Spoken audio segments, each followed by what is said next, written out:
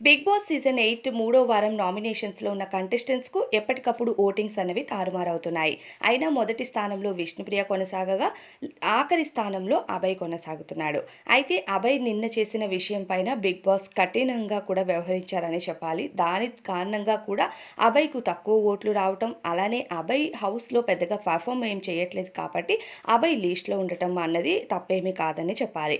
ఇక నిఖిల్ లాంటి కంటెస్టెంట్‌కు Prithvi strongest competition ఇస్తున్నాడు కాబట్టి అలాంటి ఎవరైతే కంటెస్టెంట్ ఉన్నారో వాళ్ళని బయటికి పంపించే అవకాశాలు చాలా తక్కువగా ఉంటాయి.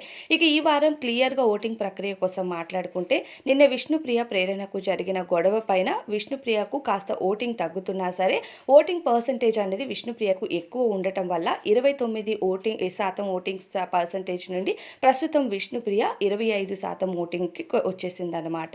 కాస్తో కూస్తో నెగటివిటీ అనేది ఖచ్చితంగా ఉంటుంది. అలానే ఇక విష్ణుప్రియ తర్వాత మణికంఠ కొనసాగుతున్నాడు. మణికంఠ సేమ్ పర్సెంటేజ్‌తోనే కొనసాగుతున్నాడు.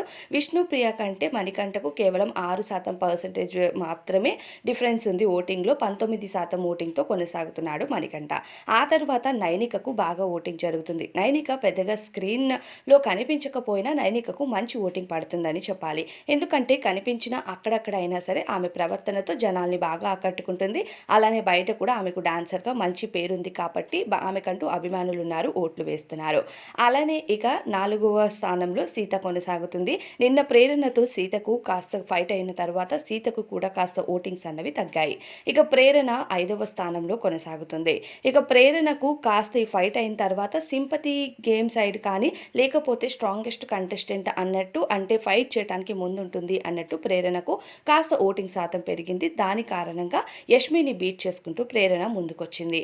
అయితే ప్రస్తుతం యష్మి ప్రేరణ తర్వాత ఉంది. యష్మి కూడా ఆట బాగానే ఆడుతున్నా సరే ఎందుకో యష్మికి ఓటింగ్ అస్సలు జరగట్లేదు. అలానే బుల్లితెరపై ఆమెకంటూ ఫ్యాన్స్ ఉన్నారు.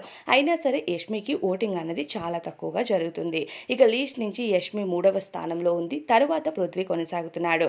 ఇక చప్పగా ఉన్న గేమ్‌లో కాస్త కూస్తో పృథ్వీ ఫిజికల్ టాస్క్‌లంటూ కంటెంట్ ఇవ్వడానికి ట్రై చేస్తున్నాడు కాబట్టి నిఖిల్‌తో పోటీ పడుతున్నాడు కాబట్టి ఖచ్చితంగా పృథ్వీని ఇక బిగ్ బాస్ సీజన్ 8లో ఉంచే అవకాశాలు ఎక్కువగా కనిపిస్తున్నాయి. ఇక ఆఖరిగా కూర్చొని ఆర్డర్స్ చేస్తున్న అభయ్ కొనసాగుతున్నాడు.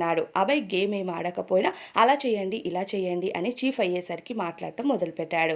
ఎక్కడా స్క్రీన్‌లో కనిపించడమే లేదు. కానీ బిగ్ బాస్‌తో నిన్న మాట్లాడిన విధానం కానీ ఇవన్నీ నెగెటివ్ అవుతూనే వచ్చాయి అభయ్‌కి. ఈ వారం మోస్ట్‌లీ అభయ్ హౌస్ నుంచి ఎలిమినేట్ అయ్యి బయటికి వచ్చే ఛాన్సెస్ ఉన్నాయి.